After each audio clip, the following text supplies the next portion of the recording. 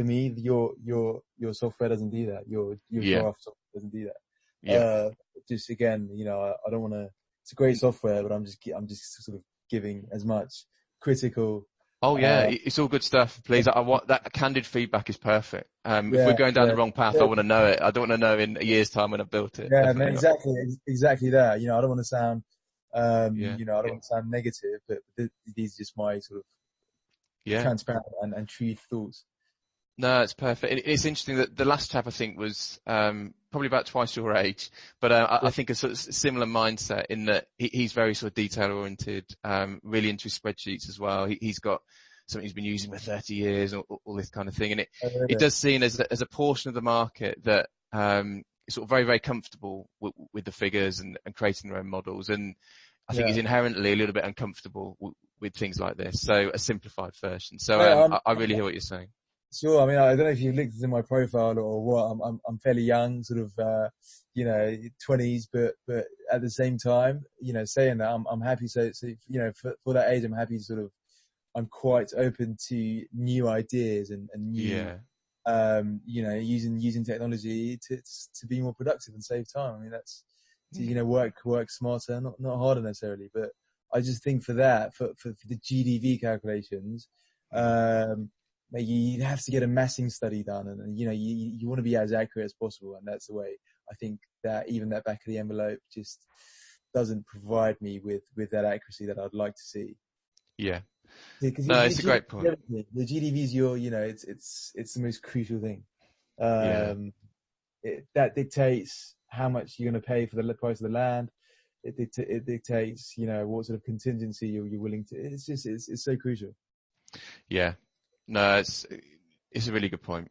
And I think I need to think about sort of segmenting the market in that sense. The people with the more sort of numerate financial backgrounds like yourself, I think are likely to be inherently sort of uncomfortable, maybe even distrusting of something like that. So, I really do get that, and it's great feedback. All right. So we'll just quickly whip through the rest of these questions, then there'll be some time for you to sort of give me any of the feedback you've got. So if we were to build that functionality I've just sort of explained there, would that have any impact on how often you use Land Insight? No, not really. No, great. And what made you say sort of no impact at all? Is that just because you wouldn't use the functionality? Or? Yeah, I don't think I would. In all honesty, similar to the last chapter, I'm very comfortable with Excel. Yeah, great. So that's not applicable. Yeah, so in terms of what was missing there, we sort of talked around that a little bit. Were there any sort of particular fields or particular areas where you'd want to go into more depth, or you'd need more depth in that sort of back of the envelope version I showed you?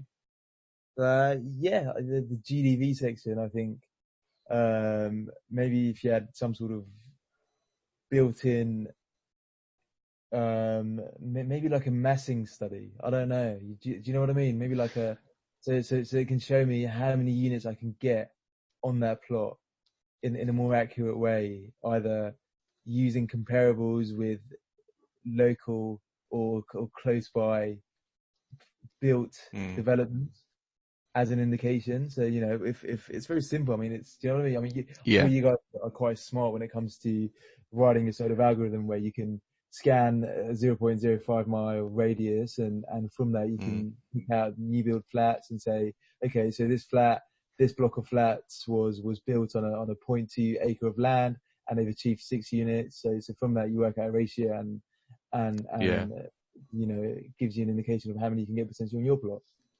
Yeah. That's what I do. Yeah.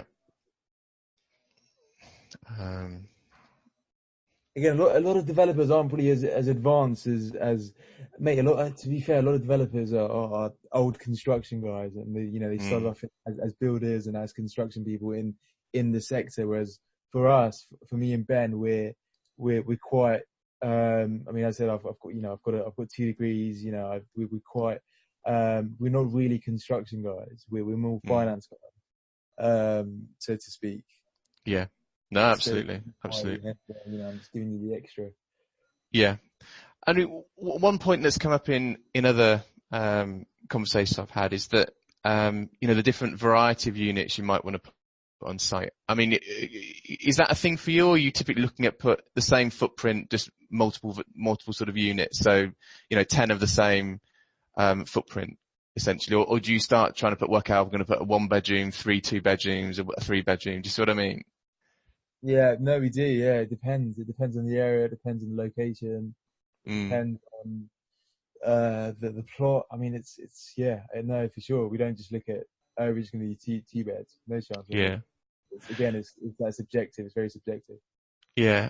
And does that factor in your initial back of the envelope appraisal, or are you working at a higher level than that? It maybe it does. I wouldn't say it's crucial, but it does. Sort of, it goes to mind, absolutely.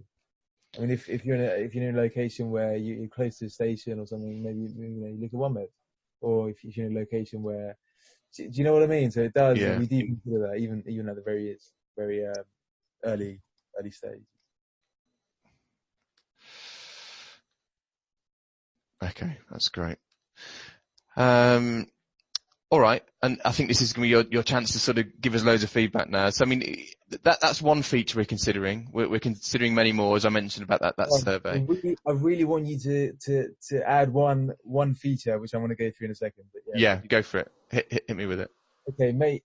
The thing that's wasting my time so much is that I have to use Google Maps to look for sites, and then I have to use your software after using Google Maps, and I have to spot the same location. It's just very time consuming. Yeah. And why do you need to do that? The reason I have to do that is because you guys don't have a clear satellite version on your software.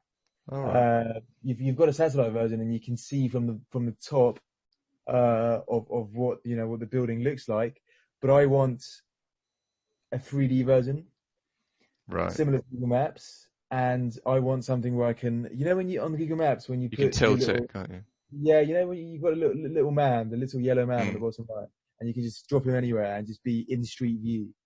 I'd want a 3D version and an in street view in your app, and I think it would be ideal. I think it'd be perfect. I think it'd be the perfect app, perfect software. Sorry, with that, I think yeah. So just to check, I follow that then. So, you're not just talking about that. It's not even 45-degree tilt. I think you can apply on Google Maps. It's actually the street view itself. Just to be both. Oh, you want both? Okay. And the 45. I mean, a lot of the time, I use that 45 3D version to look for sites, and then once I spot something from that 3D version, I then go into a street view and view it that way. Yeah.